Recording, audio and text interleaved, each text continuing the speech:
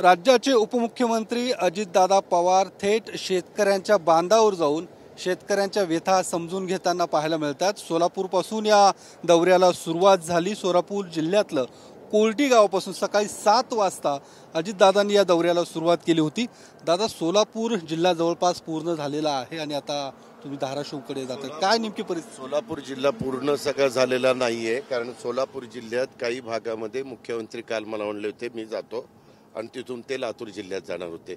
मी सुरुवात केली ती आपल्या करमाळा तालुक्यापासून केली। करमाळा तालुक्यातले काही गावं, तिथली बरीचशी गावं मी कव्हर केली आणि त्याच्यानंतर मी माढ्यामध्ये आलो, त्याच्यानंतर मी मोहोळ तालुक्यामध्ये आलो आणि त्याच्यानंतर आत्ता मी तुळजापूर तालुक्यामध्ये आलेलो आहे। असं तिकडचा साधारण करमाळा विधानसभा मतदारसंघ, माढा विधानसभा मतदारसंघाचा काही भाग आणि आपला मोहोळ विधानसभा मतदारसंघाचा काही भाग, त्या तिन्ही ठिकाणचे आमदार माझ्याबरोबर होते। काही काळाकरता त्यांच्या मतदारसंघापुरते।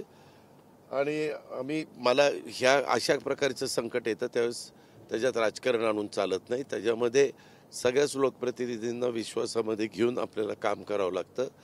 तर प्रत्यक्षात ज्यावेळेस पाहणी केली त्याच्यामध्ये इकडच्या भागातला ऊस असेल, कांदा, त्याच्यानंतर उडीद असेल, त्याच्यानंतर तुमचं सोयाबीन असेल, त्याच्यानंतर मका असेल, अशी वेगवेगळी पिकं ही मोठ्या प्रमाणावर, विशेषतः जिथनं सीना नदी, इथं काय झालं आहे, सीना नदी, काही भागामध्ये तेरणा नदी, काही भागामध्ये मांजरा नदी, काही भागामध्ये सिंदफणा नदी आणि काही भागामध्ये गोदाकाठ ज्याला म्हणतो ती गोदावरी नदी, ह्या ज्या वेगवेगळ्या नद्या आपल्या मराठवाड्यातनं जातात त्या भागामध्ये अतोनात अशा प्रकारचं नुकसान झालेलं आहे।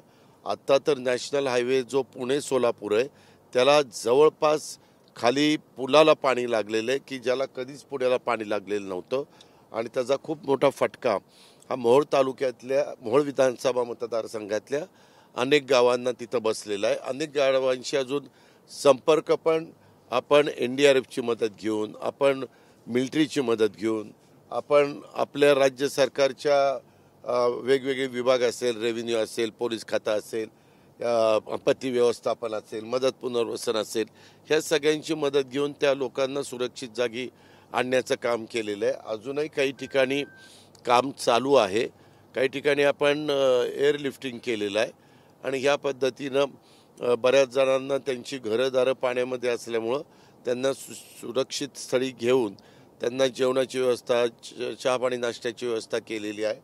काही भागात त्यांना तिथं न आल्यामुळं त्यांना धान्य आपण उपलब्ध करून दिलेलं आहे। अशा प्रकारे सरकारी यंत्रणा कामाला लागलेली आहे। आत्ता ऊन इथं पडलेलं आहे, परंतु कालची इथली परिस्थिती अतिशय गंभीर होती। आज देखील सीना नदीचं पात्रामध्ये आत्ता आम्ही ब्रिजवर थांबलो होतो त्यावेळेस नॅशनल हायवेचे पण अधिकारी मला भेटले, ते म्हणले की दादा सकाळपासून 8 इंच पाणी वाढलेलं आहे।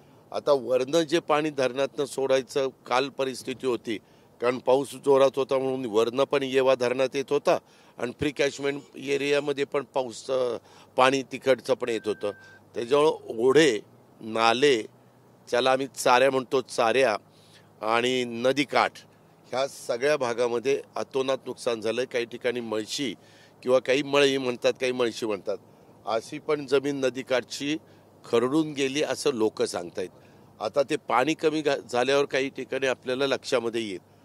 काही बाबतीत काल कुठंच इकडून तिकडं जाता येत नव्हतं, पण आज तुम्ही पण सकाळपासून माझ्याबरोबर आहात, तुम्ही बघताय आपण वेगळ्या रूटनी जिथनं पाणी कमी झालं त्या रूटनी आपल्याला जाता आलं आणि अनेक ठिकाणी लोकांनी थांबून, महिला असतील, शेतकरी असतील, असे वेगवेगळ्या घटकातले लोक भेटले आणि लोकांच्या वेगवेगळ्या प्रकारच्या मागण्या, त्या सगळ्या मागण्या आम्ही समजून घेतलेल्या आहेत। पण ज्या पद्धतीने जे काही परिस्थिती तुम्ही समजून घेतलेली आहे, भयान परिस्थिती आहे, खास करून मराठवाडा, सोलापूर जिल्ह्यातल्या काही तालुक्यांमधली मदतीची अपेक्षा आहे या सगळ्या शेतकऱ्यांना।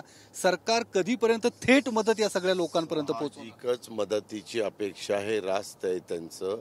आत्ता काही शेतकरी आत्ता तुळजापूर तालुक्यातले माझ्या धाराशिव जिल्ह्यातले भेटले, त्यांनी सांगितलं की दादा आमचे तर ते मोठं त्यांचं होल्डिंग आहे, 8 एकर 10 एकर, पण जिरायत आहे त्यांचे सगळेच्या सगळं क्षेत्र पाण्यात गेलं आणि पार त्याचं त्याला आता जे सोयाबीनला शेंगा लागतात, ते दाणा जो लागतो तो दाणाच आता त्या शेंगेला लागणार नाही आणि पूर्णपणे त्या म्हणजे पीक उद्ध्वस्त झालेलं आहे, अशा प्रकारची परिस्थिती आहे आणि लोक घाबरून गेलेली आहेत.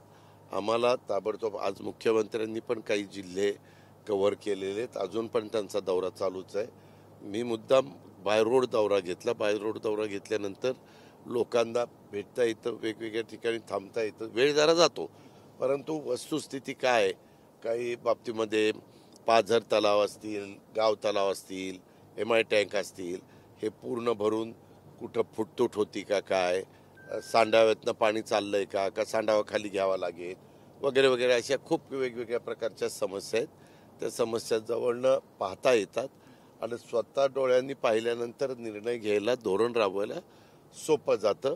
परंतु आम्ही म्हणजे आज माझं इकडचे 2-3 जिल्हे मी करतोय आणि उद्याच्याला 2-3 जिल्हे करणार आहे. तर मग रात्री किती उशीर झाला तरी मी पुण्याला मुक्कामाला जाणार आहे.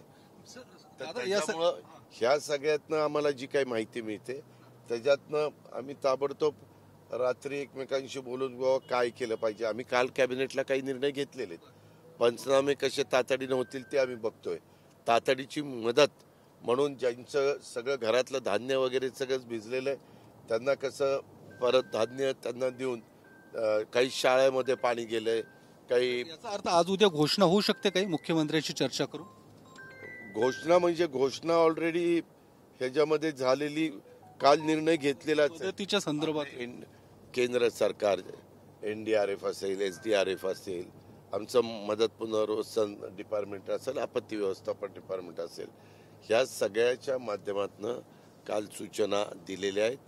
ते जिथं पाणी लोकांच्या शेतात जाऊन मोठ्या प्रमाणात नुकसान झालेलं आहे तिथं ते 65 mm पाऊस पडलाय का नाही पडलाय हे न बघता त्याचं पीक उद्ध्वस्त झालंय का, काही बाबतीमध्ये पाऊस कमी 65 पेक्षा कदाचित कमी पडला असेल, परंतु वरनं पाणीच इतकं मोठ्या प्रमाणावर आलं की त्याचं शेत सगळं पाण्यामध्ये आहे, त्याचं घरदार पाण्यामध्ये, गोठे पाण्यावर आहे, जनावरं काहींची वाहून गेली, कोंबड्या वाहून गेल्यात, शेरडं करडं बकरी वाहून गेली, वासरं वाहून गेली, म्हशी गाई वाहून गेल्यात, बैल वाहून गेलीत. अशाही प्रकारचे आता सोलापूर शहरातनं काही लोक भेटले, त्यांनी सांगितलं ती एक पत्नी, एक विधवा एक भगिनी भेटली, ती म्हणली दादा 8-10 दिवस झाले माझा नवरा बेपत्ताच आहे, रिक्षातनं तो खाली पडला, त्याचा फोनही लागेना आणि काहीच होईना, कदाचित तो पाण्याच्या प्रवाहामध्ये वाहून गेलेला असावा.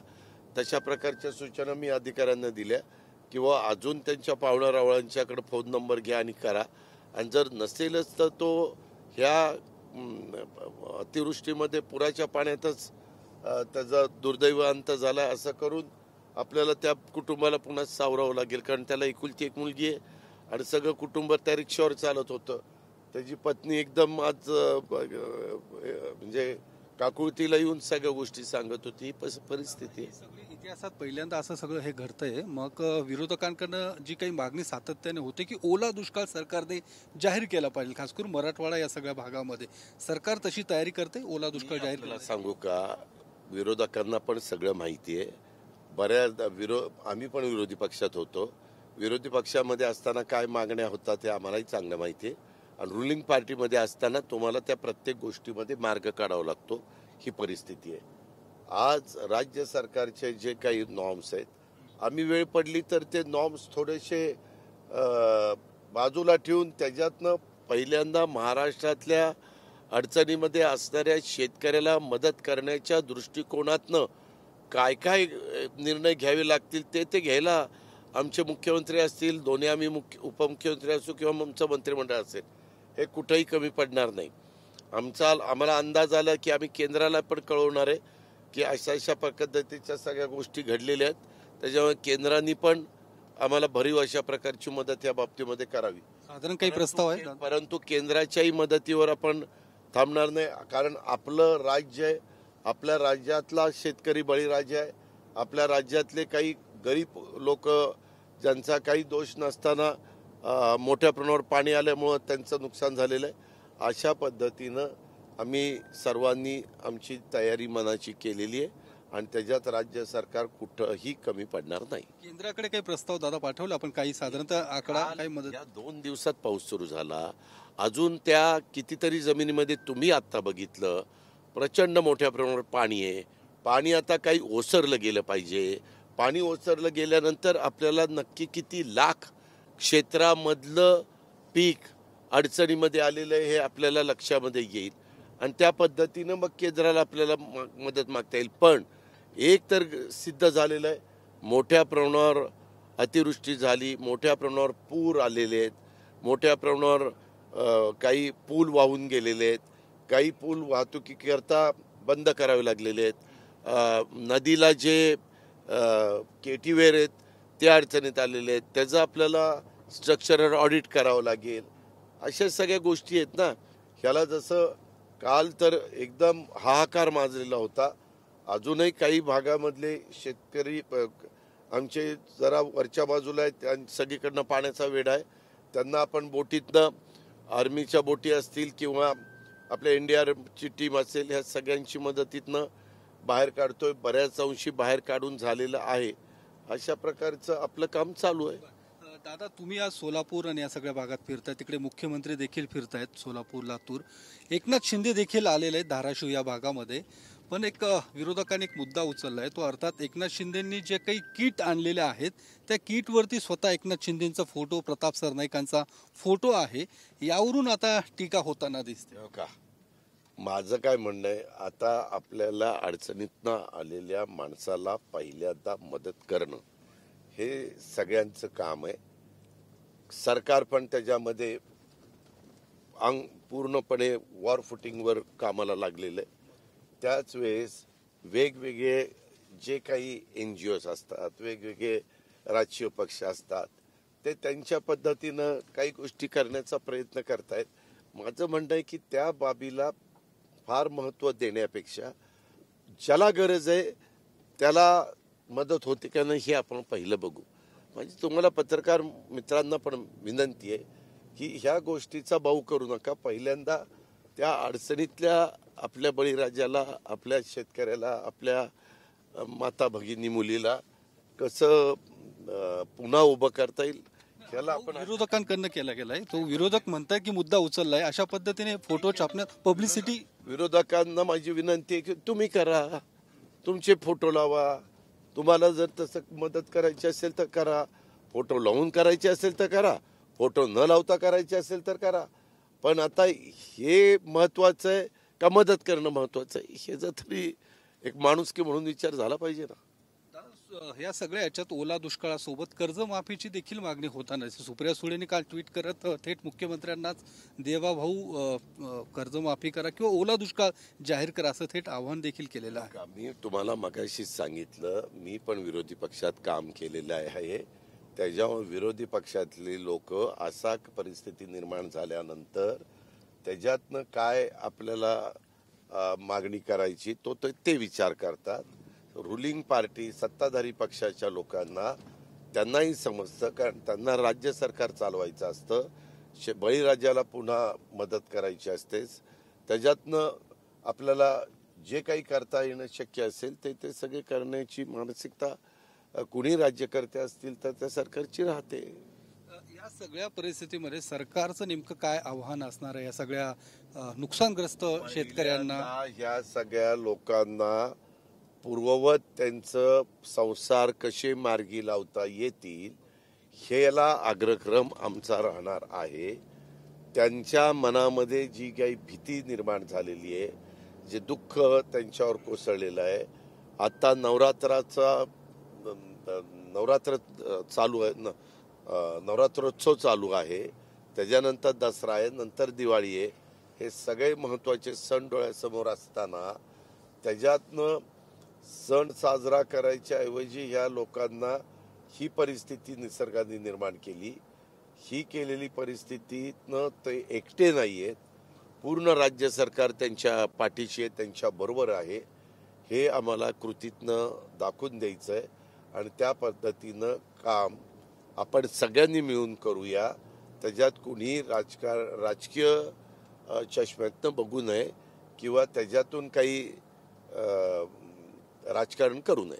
दादा, ही सगळी पाहणी केल्यानंतर तुम्ही पाहणी करतायत, मुख्यमंत्री स्वतः पाहणी करतायत, केंद्राशी काही थेट बोलणार आहे? पंतप्रधान नरेंद्र मोदींशी आपण काही या सगळ्या संदर्भात बोलणार आहात? आधी पहिल्यांदा आम्हाला सगळं आजही अजून पाणी अनेक क्षेत्रामध्ये आहे, अनेक भागामध्ये आहे.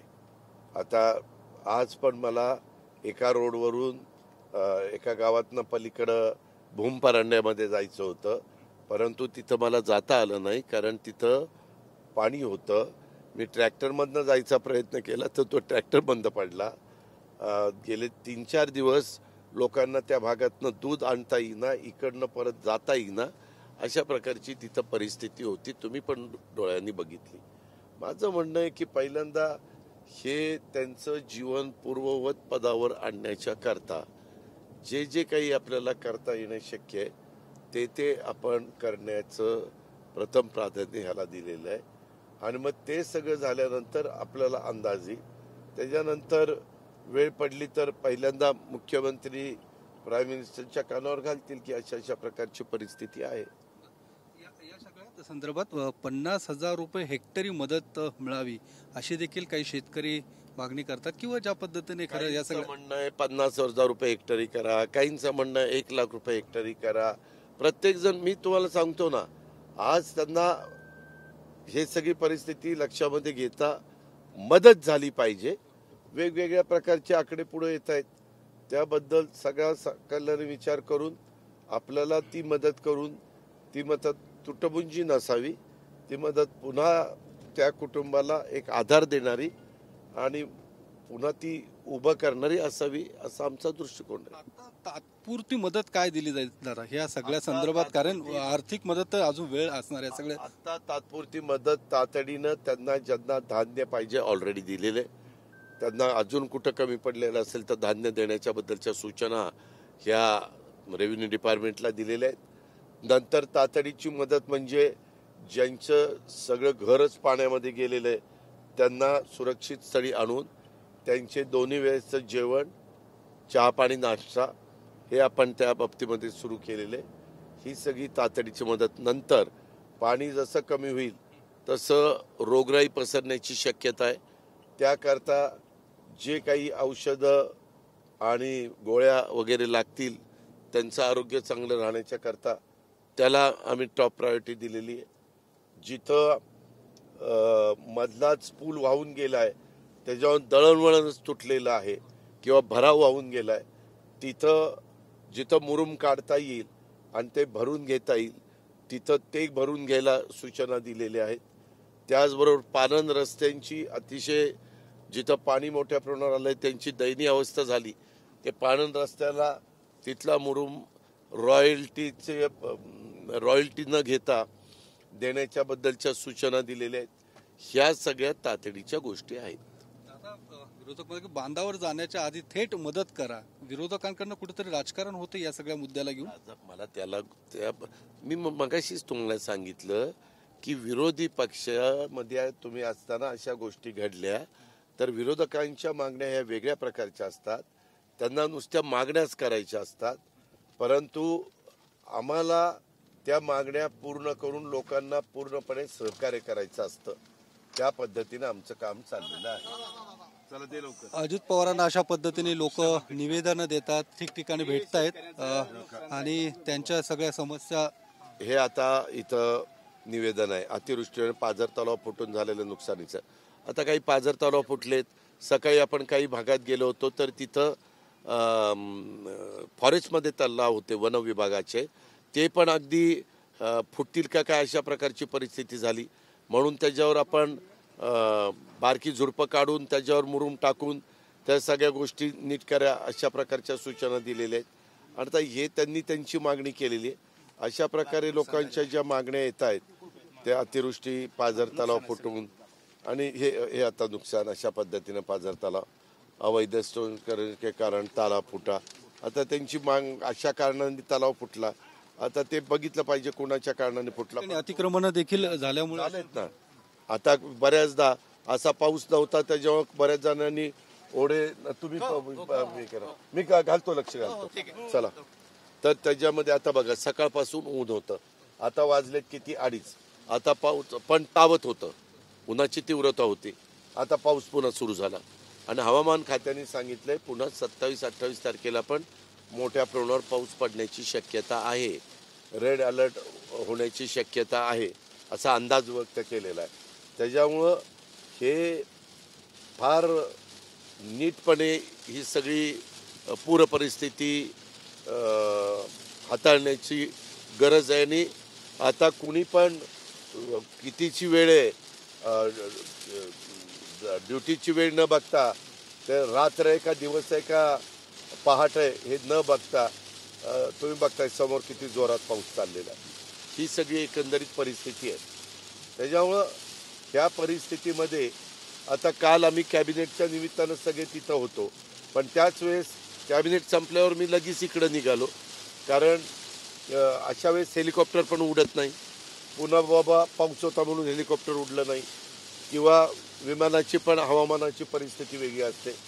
त्याच्यावर बाय रोड आलं तर फक्त रस्त्याने जाताना कुठं पाणी इतकं मोठ्या प्रमाणावर वाढलं की वाहनच जात नाही, अशा वेळेस मग ट्रॅक्टर बिक्टर अशा पद्धतीनं तिथं बसायचं आणि तिथून पलीकडे जायचं आणि लोकांच्या अडचणी समजून घ्यायच्या.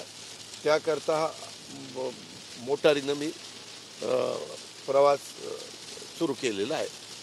तुम्ही फिरतायत, सकाळपासून फिरतायत, किंवा तुम्ही प्रशासनाकडून अंदाज देखील घेतला असेल, काय साधारणतः नुकसानीचा अंदाज, किती हेक्टर शेती पाण्याखाली गेली असेल, किंवा एकूणच काय काही घेतलं? सांगतो, काही लाख हेक्टर शेती, कारण मी पण आज 35 वर्ष राजकीय जीवनात काम करतोय. एवढा मोठ्या प्रमाणावर जिथं नेहमी अनेकदा दुष्काळी परिस्थिती राहिली, कमी पाऊस पडणारा हा सगळा परिसर ओळखला जातो. अवर्षण प्रवण क्षेत्र म्हणून हे तालुके आणि हे जिल्हे ओळखले जातात. त्या परिसरामध्ये मागं तुम्हाला आठवत असेल, इथं असणारं निम्न तेरणा, इथं असणारं आपलं मांजरा, इथं असणारं सिना कोळेगाव, इथं मराठवाड्यात असणारं माजलगाव, ही धरणं अनेकदा भरली गेली नाहीत. फक्त त्याचं पाणी हे शेतीला न देता पिण्याकरता राखून ठेवावं लागलं. अशा प्रकारचे काही वर्ष आपण काढलेली आहेत. अशा ठिकाणी 2-2दा धरणं भरतील एवढं पाणी त्या बाबतीमध्ये वाहून गेलंय. म्हणजे निसर्गाचा जो काही चमत्कार असता किंवा ग्लोबल वॉर्मिंग म्हणतात, हेच आहे असंच म्हणावं लागेल. सरकारला देखील काही तयारी करण्याची गरज आहे असं वाटतं की यापुढच्या काळात देखील अशा पद्धतीने अडचणींना तोंड देण्यासाठी? आता 2-3 दिवसाचा पाऊस, 2 दिवसाचा. काल पण मी सकाळी लवकर डिझास्टर मॅनेजमेंट हे आमचं जे ऑफिस आहे पहिल्या मजल्यावर मंत्रालयात, तिथं गेलेलो होतो. तिथं दर 3 तासांनी म्हणजे 7ला आपल्याकडं सगळ्या महाराष्ट्राचं आणि देशाचं काय चित्र आहे ते समोर येतं. कुठं रेड अलर्ट आहे, कुठं येलो अलर्ट आहे, कुठं ऑरेंज अलर्ट आहे, कुठं ग्रीन अलर्ट आहे. तर त्यामध्ये कुठंही रेड किंवा ऑरेंज नव्हतं, तरी पाऊस किती पडला. म्हणजे कधी कधी हवामान खात्याचे पण अंदाज चुकतात. आपण जास्त करून हवामान खात्याचे अंदाज घेऊन लगेचच लोकांना अलर्ट करतो, लगेचच मेसेज देतो, दवंड्या पेटवतो, तुम्ही काळजी घ्या, सुरक्षित स्थळी हला वगैरे सांगतो. तसं आजही सकाळचे, मी आता 7 वाजल्यापासून इकडेच फिरतोय, मी सकाळी 6लाच बाहेर पडलो होतो. त्याच्यामुळं आजचं मी ते बघितलं नाही, कारण तुमच्याशी पण मी आत्ता बोललो, तुम्ही सकाळपासून मला आमच्याशी बोला बोला बोला म्हणत होता. सांगायचं तात्पर्य की अशी सगळी ही वेगळ्या प्रकारची विचित्र परिस्थिती निर्माण झाली आहे. पण आता त्याला सामोरं जाणं आणि त्याच्यातनं लॉंग टर्मचे काही निर्णय घेणं, काही शॉर्ट टर्मचे निर्णय घेणं आणि काही मध्यम टर्म म्हणजे मिडल ह्याचे निर्णय घेणं, अशा पद्धतीनं आमचं प्रयत्न चालू आहे. प्रशासनाला काही आदेश दिले दादा या सगळ्या परिस्थितीवर? सकाळपासूनच आमच्याबरोबर जे आहेत त्यांना आम्ही आदेश देतो आणि ज्यावेळेस गाडीत बसल्यानंतर कलेक्टरला सांगतो, इथं ही परिस्थिती दिसती, तिथं ती परिस्थिती दिसती, त्यांचं काय म्हणणं आहे. आता बघा, तिथं 2 पाऊस होता, इथं पाऊस नाहीये. म्हणजे किती विरोधाभास आहे आपणच बघतोय. आता आपण धाराशिव, जुना उस्मानाबाद आणि आताचा धाराशिव म्हणून ज्याचं नाव दिलेलं आहे तो जिल्हा आहे. उपमुख्यमंत्री अजितदादा पवार यांनी या सगळ्या परिस्थितीचा आढावा घेतलेला आहे आणि नेमकी काय परिस्थिती आहे ते देखील आत्ता त्यांनी आपल्याशी बोलताना सांगितलेले आहे. निश्चितच शेतकरी असू दे किंवा तिथले नागरिक असू दे, मदतीची याचना करतायत, सरकारकडे ते मदतीची वाट पाहतायत. सरकार देखील त्या पद्धतीची तयारी करते असं अजित पवारांचं म्हणणं आहे.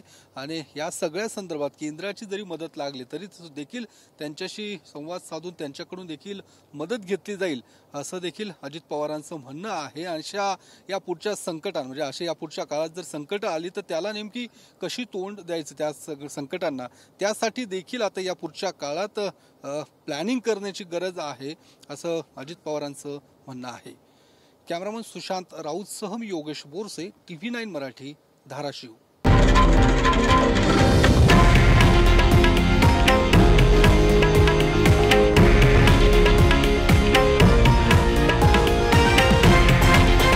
हे आहे देशातील नंबर 1 न्यूज नेटवर्क आणि आपण पाहत आहात TV9 मराठी, एकमेव.